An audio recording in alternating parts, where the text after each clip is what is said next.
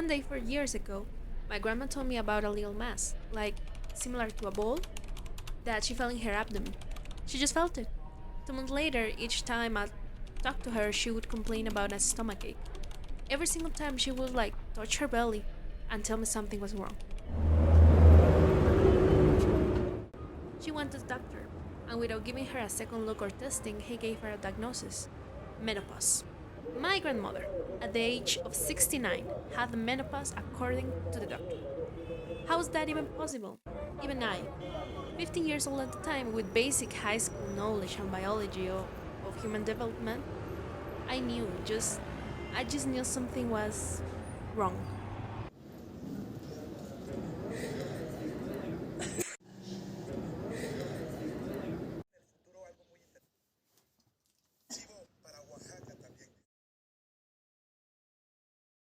Graciela Hernández Ibarra.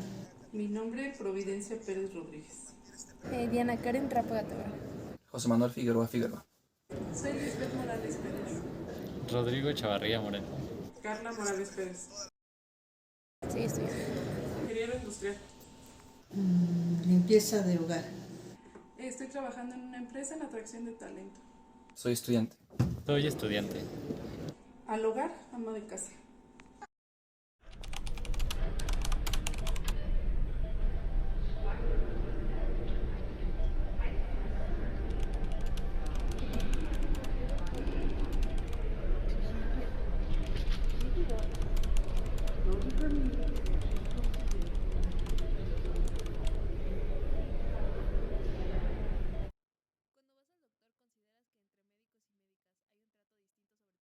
Sí. Normalmente las médicas curiosamente suelen ser un poco más estrictas. No me ha tocado que me traten distinto. No creo. No, creo que es igual. No hay una diferencia, pero por la edad que tengo ya está el estigma de que preferimos que nos atienda una mujer que un... No. Yo creo que sí, ya que no todos recibieron la misma educación ni siquiera en la misma institución, entonces es probable que haya cierta variación entre cada uno de ellos.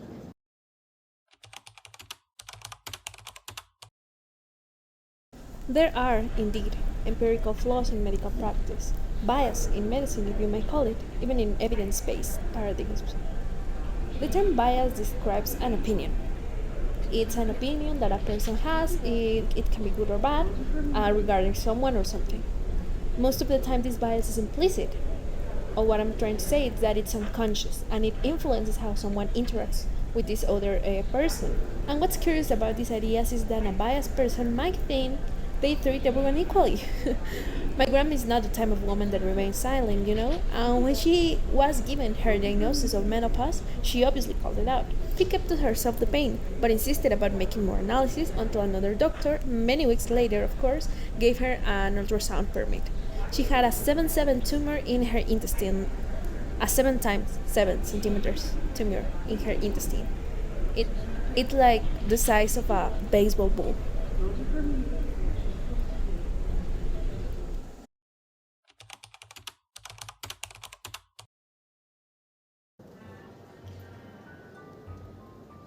They are not even close to reason. Medical biases have existed since the time of colonization around the world began.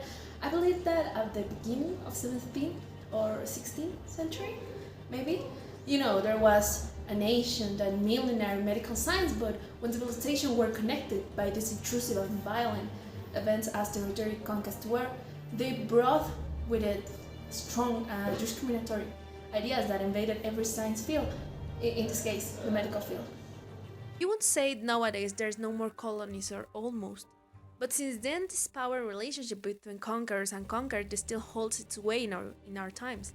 Women and people of color continue to be at a massive systematic disadvantage. Beliefs that became behaviors, that became customs, and now are manifested through stereotypes. It was around the 70s, I think, that the biases in health began to be noticed, and by the hand of feminist and anti-discrimination movements. Despite this, in the medical field, there is still this inherent resistance to change. Learning medicine is structured to be repetitive over the years and always using the same historical books that are, useful. I'm not saying that they're not useful. They are really useful, but they are outdated in terms of social modernization. For example, there are books, medicine books that still hold the illustrator's original signature with swastikas in it. Like, how is that possible? How crazy is it? And unlike other majors that keep changing and adapting to society, global healthcare is burdened by the androcentric model of medical care inherited from the 19th century. Science has long held the belief that researching the white male is equivalent to studying the human being, and we experience it every single day.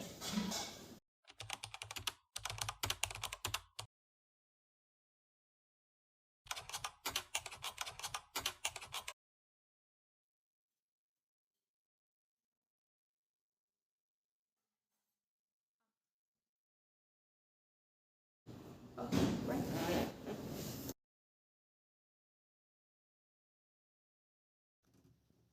Puede que sí, pero la verdad nunca. Sí. Yo comencé con sangrados vaginales y me decían que tenía posible cáncer de matriz. Y de aquí a que me hicieron todos los estudios y todo eso, pues no era eso. Sí, alguna vez ya me ha pasado. No, no me ha pasado. No realmente, pero sí se han tardado como en encontrar el origen de un malestar que ya tenemos. Sí, en un estudio que me hicieron, un ultrasonido en un seno, me dieron un diagnóstico erróneo. Me habían dicho tenía una infección y no me dijeron que era tal cual una infección. Me dijeron que era un tema hormonal, que tenía fibrosis por cuestión hormonal, y debido al diagnóstico erróneo que me dieron, me mandaron un tratamiento erróneo también, y la infección avanzó muchísimo a tal grado que solicité, bueno, más bien tuve que tener una operación para que se quitara de mi cuerpo y de mi seno.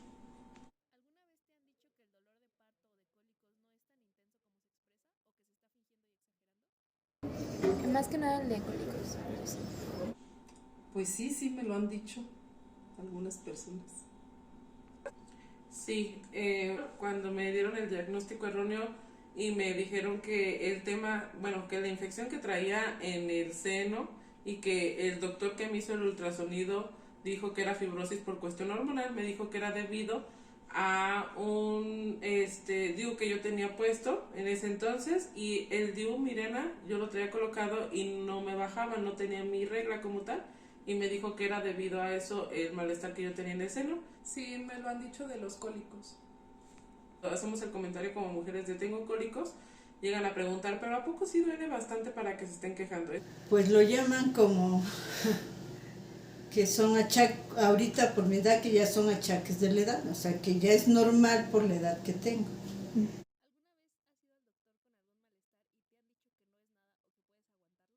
Sí, también ya. No, la verdad no.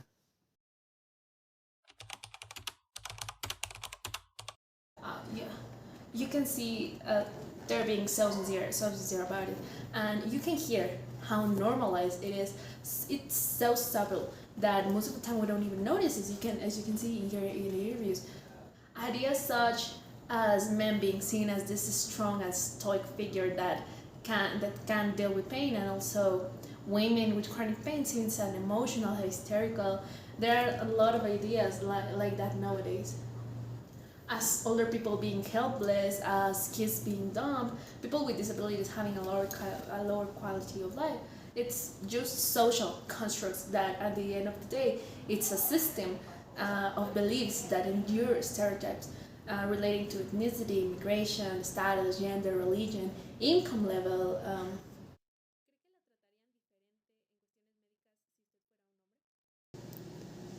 Creo que sí, en que por el hecho de ser mujer no nos dan un trato rápido ni mejor.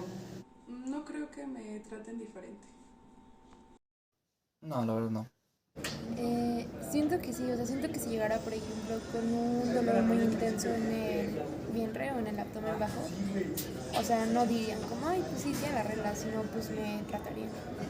No, creo que no tendría por qué, porque debería de ser el mismo trato hacia ambos géneros. Es probable que sí, ya que hoy en día en México todavía no está la equidad de género por completo, entonces todavía existe esta diferencia entre ambos. No, no lo creo y creo que tampoco debería pasar.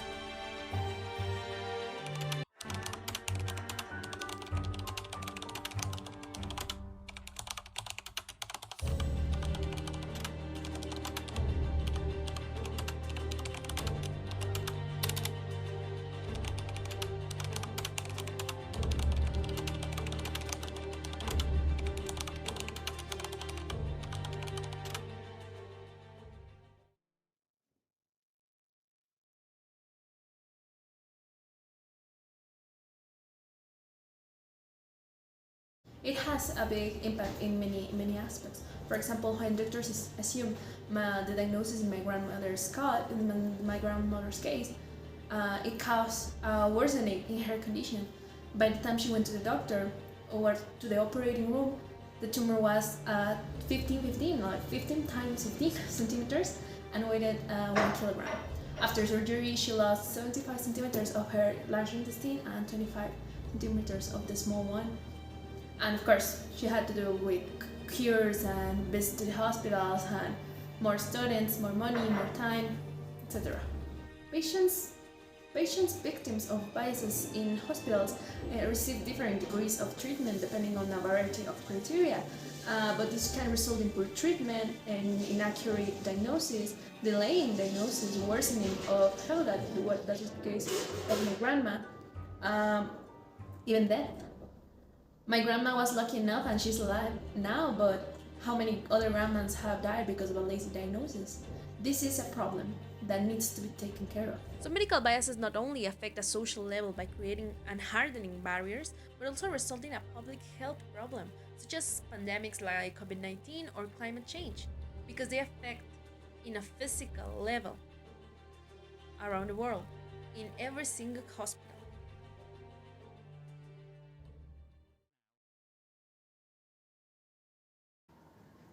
I'm here. Sorry, I'm late. Sorry. The interview just extended a little bit more than expected.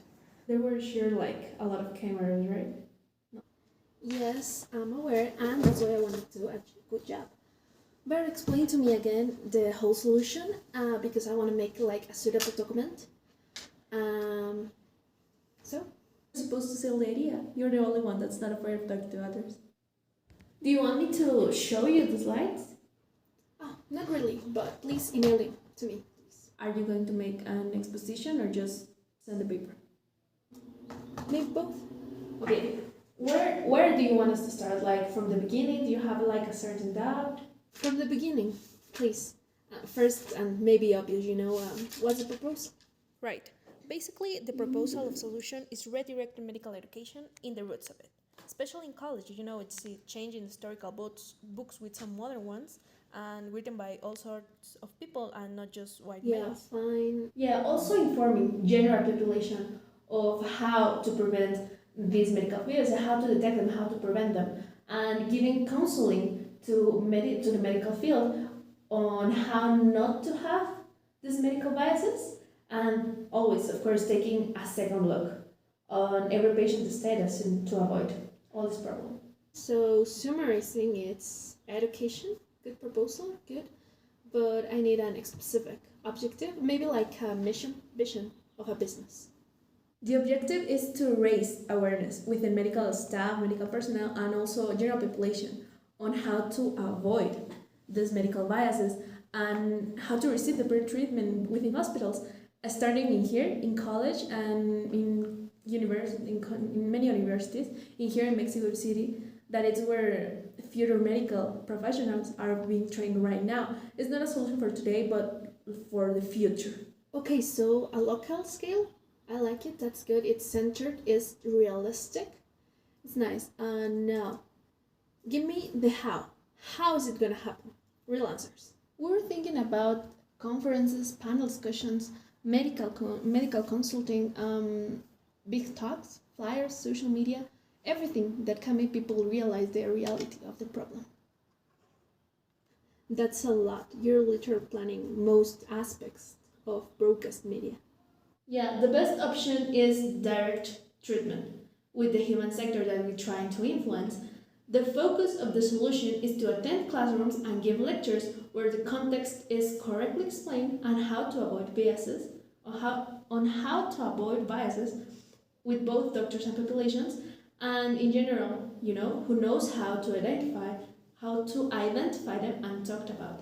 Right, I see it. Now go back to scale, please. I wanna take a little bit notes of it. The first scale is in here, tech, our school, this university, and the university environment, and all that in order to expand a little bit more in other universities among the city. Expanding into another educational places in here in Mexico City. You got it. Forgetting something actually important. Don't you need the social factor or something like that? Or that kind of stuff? Ah, yes, you're right. Stakeholders. Details about stakeholders in order to make a little population analysis? I think they're obvious, aren't they? There's a lot of people involved in the issue, but you can just reduce the scale to medical personnel and patients. Yeah, population analysis is more like power dynamics between involving the stakeholder. For this kind of solution, we need a little bit more of complexity. We can see them relating to each other in a very direct way. For example, medical professionals and students are in the top of the figure, since they are the entity that exercise most part of the problem, and the rest of the people, people of color, women,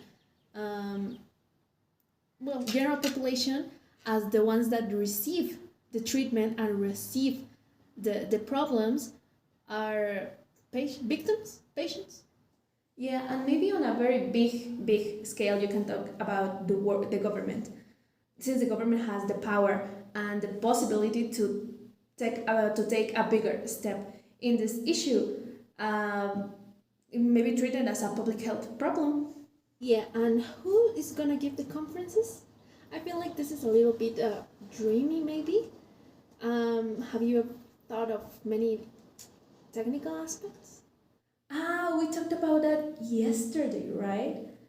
The needed resources are mostly human, because that's what we need. We need people to communicate the knowledge. Just human resources? No, of course. Other the resources such as the economic ones, talking about the finance in order of the infrastructure, maybe the needed knowledge, the correct conferences that give these talks, the knowledge resources, and they most happen inside the institution. Yeah, those are the ones that I actually wrote in the slides. Being very serious, please, you don't forget to send me those slides. Is that all? I think I need to get some more coffee.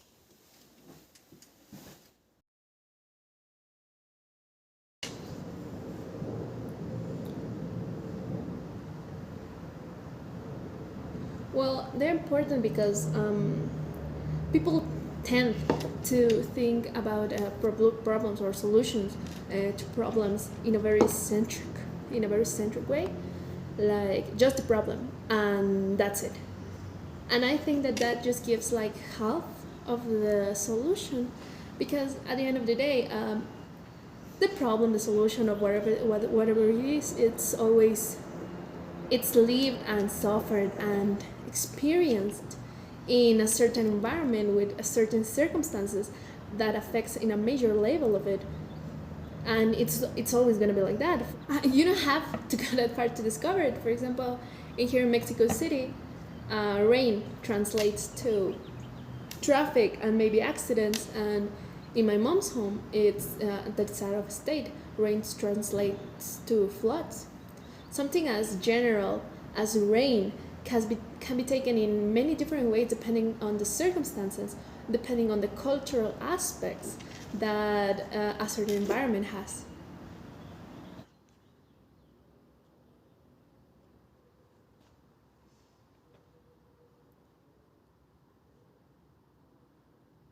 I believe it's the center of it. The fact that this problem originates in a negative cultural aspects that become then stereotypes, the lack of knowledge and awareness of diversity is what brings us here, that brings me here actually.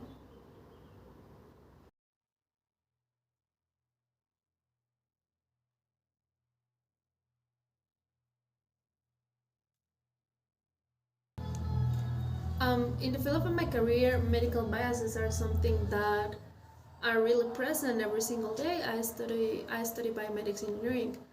Um, I think that one big step that we need to take is to understand why does it happen and why does medical education is so it's so outdated, since it should be like the newest, the top information, right? Um, I want the role out of it. I want to be a medical professional, of course, that has a work role about based on human rights, and that takes into account different cultural aspects that came within the patients, with openness, with disposition, against discrimination, of course, that enrich diversity in some way. Um, Medical biases originates in the lack of diversity within the medical field, within the medical research field, and this solution, this proposal of solution wants to make people remember that diversity, well, that society it's full of diversity, that diversity is just everywhere. Something that even though we see it every day, it just tends to be forgotten.